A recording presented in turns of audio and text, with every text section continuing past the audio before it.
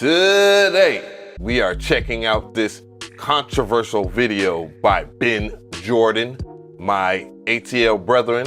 He is mad at the MPC Key 61, and he did a review about it.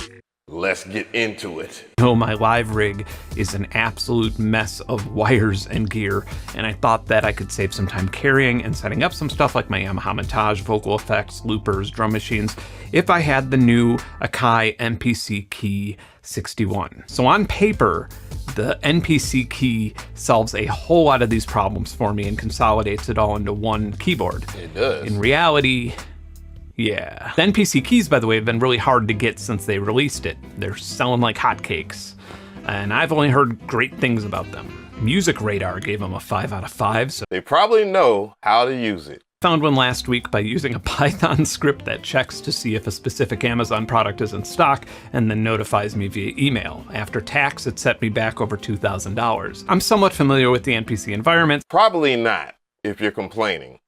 That's the problem. Brush up on some of the new features and make a little video feature so I could have something to keep the algorithm gods happy here while I'm rehearsing. And that's the truth right there. He jumped in and did a video about the MPC Key 61, not knowing anything about it, then complains about it, only after having it for a day. Yeah. Traveling for this first gig. You should know that this video is not going to be good. I don't even think it's really going to be funny. I really hate making negative content. Do you, Ben?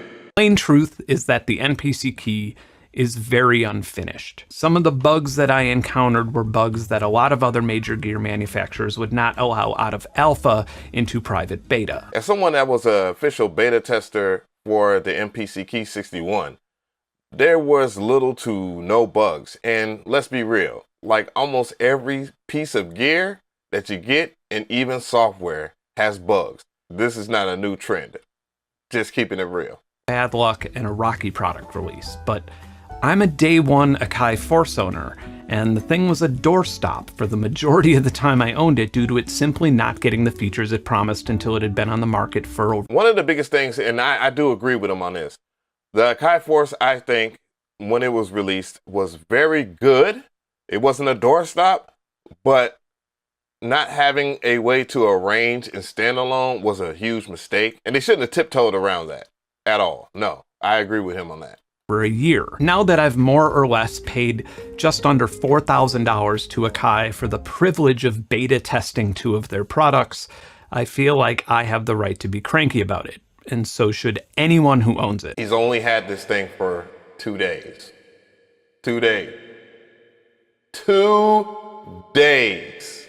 2. The only reason I'm not just cursing the thing on Twitter and scratching this video entirely is because at some point I just decided to zero in on making the flashbulb or glitchy beat track on a device that is absolutely not designed for that purpose. And it actually turned out kind of interesting. I feel like most of my longtime subscribers have already been salivating about this thing. There are plenty of other channels that summarize the features of the hardware and software probably much better than I could. Yeah, and I agree with you. My channel. You should have watched it. Or you should have just bought the masterclass. Yeah, that was sort of a plug. I do wish that it was an MPC Key 88 with fully weighted hammer action keys, but that does not exist, and I probably would have paid an extra $1,000 for that. I would have even paid a couple hundred extra for an MPC Key 73. I just like having a little more space to play.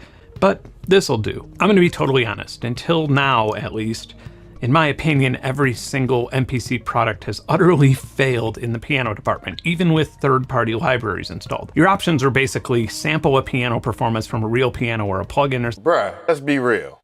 This is the first keyboard from Akai, or the first one that most people wanted, just keeping it 1,000.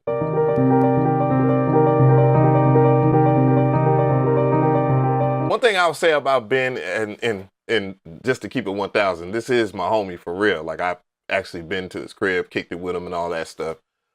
One thing I can say about Ben, and as someone that does music, homie knows how to make some good music. And that's key. And that's one of the main reasons why people watch him. Piano models from top to bottom, I would say that the Yamaha C7 Grand is number 1, the upright's number 2, Steinway D is number 3, and Workstation is like number 94, because why would you? I'm excited to see these EPs, because while I did appreciate the unusual and unexpected update of all of a sudden having electric pianos inside my MPC Live and MPC Force, they didn't sound all that great. And so this is exciting.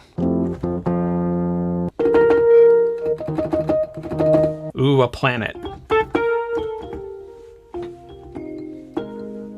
These are all filled with effects, and I just don't want any of the effects. One thing I will say, to be honest, when it came down to the new pianos and stuff like that, I didn't like the fact that they were filled with so many effects. And that was probably one of my major cons for it. But, I mean, that's something that you could turn off, so I didn't really bother to even care to make a note of that in my quote-unquote review.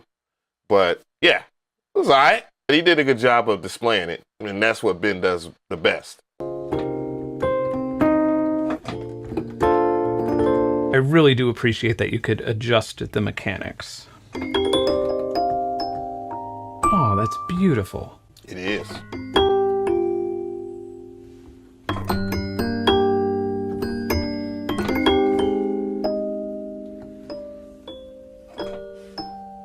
All right, now let's turn on some of these effects. Whoa! I got some bad news for you.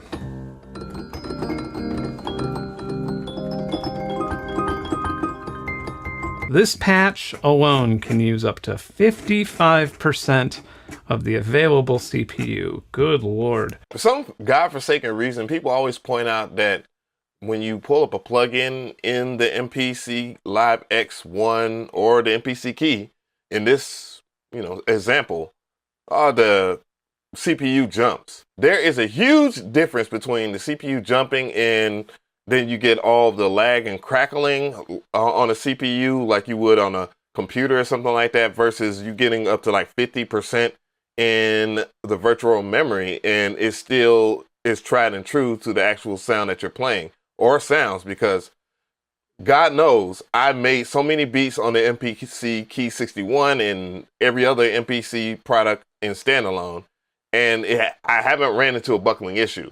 However, one thing I will say, and I pointed it out to Ben when he was contacting me, when he was warning me about the video, there is a limitation, and that's true to hardware altogether. Like you can't expect hardware to outperform a CPU or just a computer in general that's built to do multiple things. When this is built straight for music, it's not going to outperform it. And the limitation is you only can pull up 8 plugins, and that's cool. That's fine in my opinion. Being able to pull up maybe 8 plugins, yeah, that's more than enough to make a whole entire song, unless you're trying to do some old astronomical shit.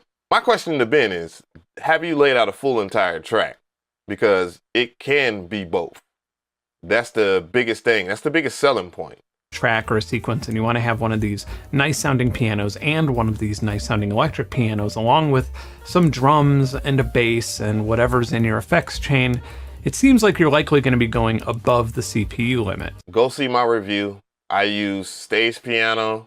Matter of fact, go see the video with me and Dilio making a track. There was no big issues at all. As a workstation or a stage piano. However, if you're using it as a stage piano, there is a pretty significant loading time with some of the pianos in comparison to something like the Yamaha Montage, where these patches load up instantly. For anybody who's used to NPCs or pretty much any type of sampler, even VST plugins like Kontakt, if you're loading a piano patch that sounds good, you're going to have a little bit of a waiting time. That's just kind of part of the deal. However, if you're a performer, depending on the type of gig that you have, sometimes you don't have the luxury of 5 seconds to spare. All right, so one thing I will say, at least he understands that, the loading times are annoying, and I will agree with him on that. I think the loading times are quite annoying.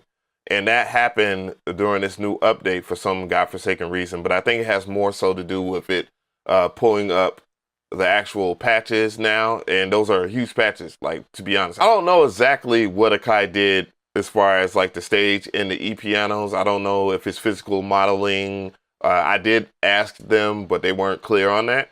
But yeah, other than that, I do think that the patches loading up like that is annoying. However, if you are to perform live sets, you should have a set list. And that's also one of the things that Akai put into consideration. If you save a set list and you know how you're going to perform, you should pull it up. Then that's when you go ahead and do your thing, not try to make something from scratch while you're on stage. And that's not too hard to do because I just did it in a reel.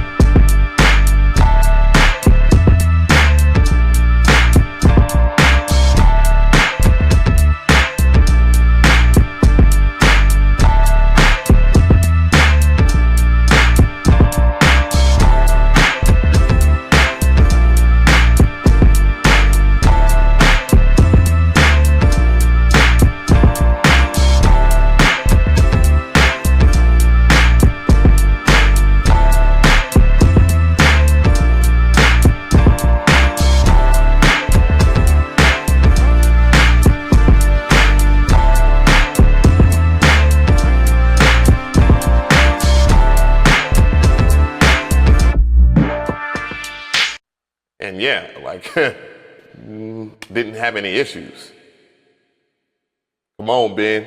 You the brother that does all the live shows. I'm just a corny ass YouTuber that's reacting to your video.